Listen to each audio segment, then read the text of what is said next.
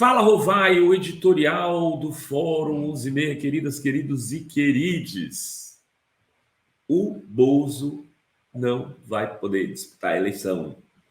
É o que começa a ser quase um consenso, né, entre analistas, juristas, jornalistas, políticos. Ele vai se tornar inelegível pelos próximos 8 anos, pelo menos isso. Eu espero que o Bolsonaro seja preso por todos os crimes que cometeu, óbvio. Mas já seria de bom tom que esse processo, que é um processo movido pelo PDT, pelo Lupe, que é ministro do Lula, né? É o processo da reunião que ele teve com embaixadores lá em 18 de julho, nas vésperas da eleição.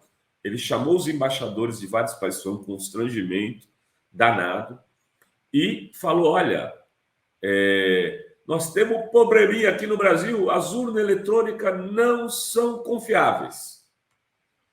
Né? Colocou em dúvida as urnas eletrônicas e o processo eleitoral para representantes de outros países, numa reunião oficial. Isso é crime, né? E é um crime que tem a ver com desconfiança do processo democrático, atentar contra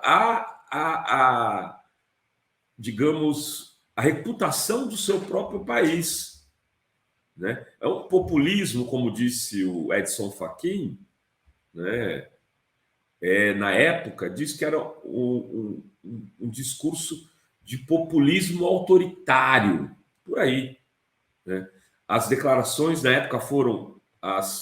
essa ação do Bolsonaro foi muito contestada, né? O Fachin, o Barroso, o Toffoli, vários ministros do Supremo condenaram já na época, e aí o PDT fez o quê? Falou: não, vamos pedir, com base nisso, a inelegibilidade, processo, né, dizendo: olha, ele usou a Alvorada, a residência oficial, e levantou, em campanha, usou a residência oficial, chamou embaixadores e levantou falsas suspeitas sem prova alguma sobre o processo eleitoral do país, atacando o sistema eleitoral. E aí, esse crime, o que é previsto? É a inelegibilidade. Ou seja, o cidadão ficaria suspenso de poder disputar eleições, o cidadão Bolsonaro, por 8 anos. Desde que, então, seriam 2 eleições consecutivas. Bom, o PL, segundo o UOL, uma matéria do UOL, já está dando isso como carta jogada, ou bola já prevista para cair na caçapa. E aí, o que eles têm? Teriam um plano, né, com previsão de 3 fases. No primeiro momento, a vítima. Bolsonaro seria transformado na vítima de uma grande injustiça. O homem que se deu pelo país, que se ofereceu para salvar o país da corrupção, da lama, do desastre, que foi injustiçado durante o seu governo, agora é perseguido pelos opositores que não querem mais disputando eleições, porque sabem que se ele vier disputar com a tragédia do governo Lula, ele será eleito. Então é medo, né, injustiça de um lado e medo desses que eu vou condenar, de que ele vença as próximas eleições, etc. e tal. Noutra fase, o que o PL espera? Que o Bolsonaro faça jus ao saláriozinho lá dele de 80 pau, mais ou menos, pelo que a mídia andou divulgando, e mesmo não podendo disputar a eleição, vá para a rua e faça campanha dia e noite pelos seus candidatos do PL nos municípios brasileiros.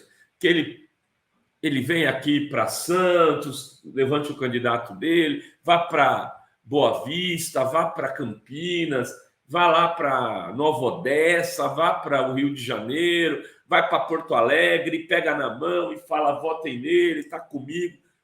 Faça isso. E que na eleição de 2026, que ele,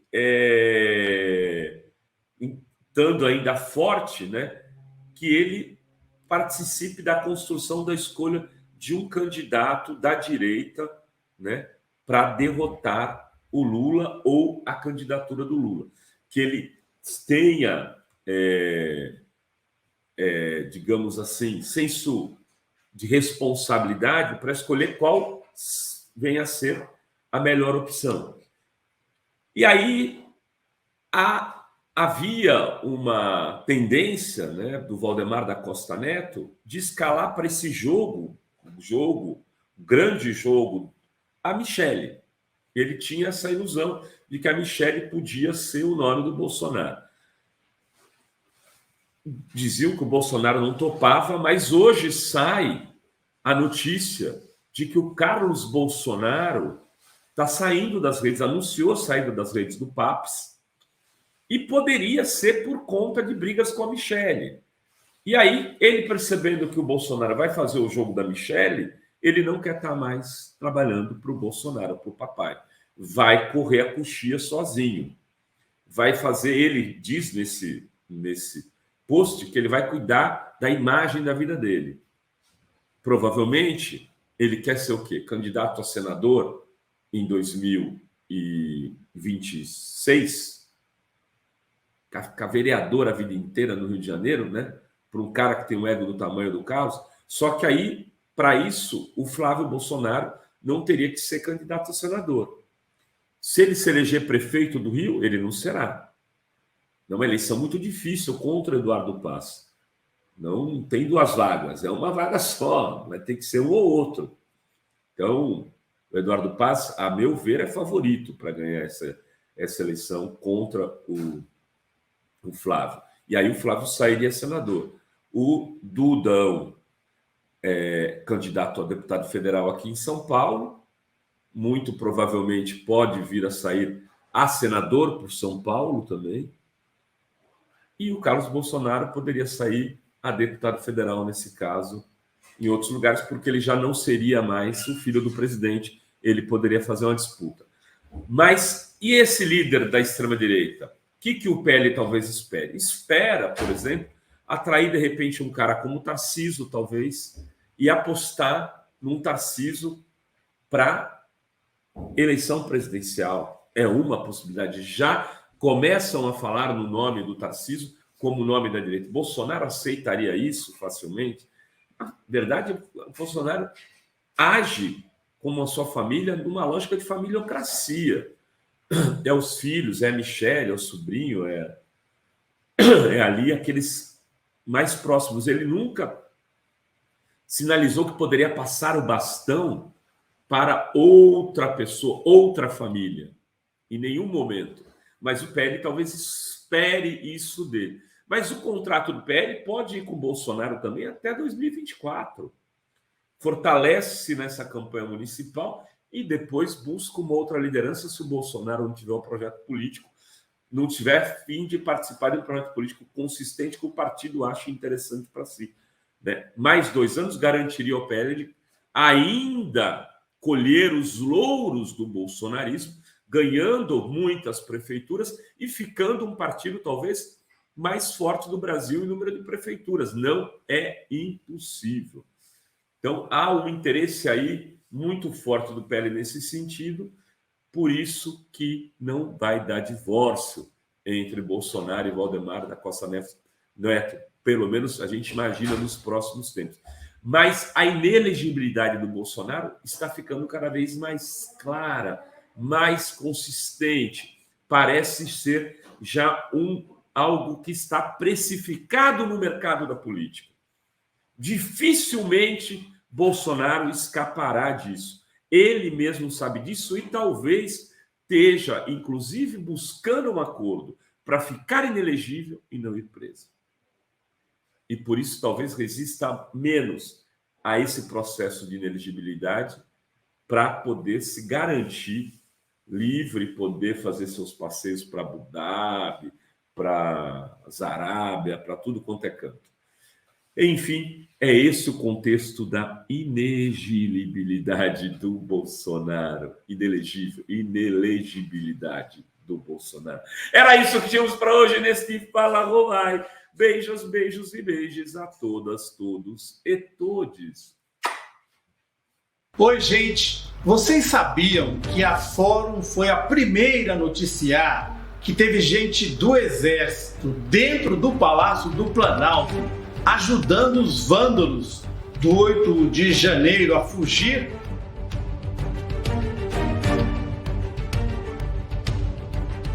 Pois é, essa pessoa hoje se tornou testemunha oficial e só agora está sendo descoberta pela mídia convencional. Você que nos acompanha há muitos anos não fica surpreso, né? Tivemos juntos no golpe contra Dilma, na perseguição ao Lula pela Lava Jato e durante o pesadelo que foi o governo Bolsonaro.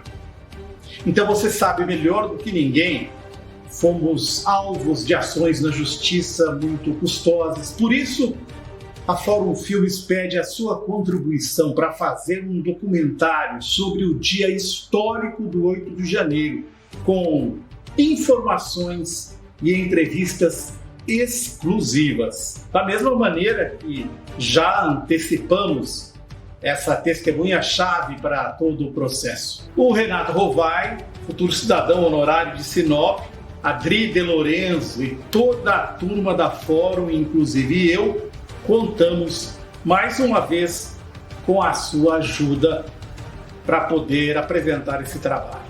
Quem não puder, mesmo que um pensamento positivo já nos ajuda. Muito obrigado.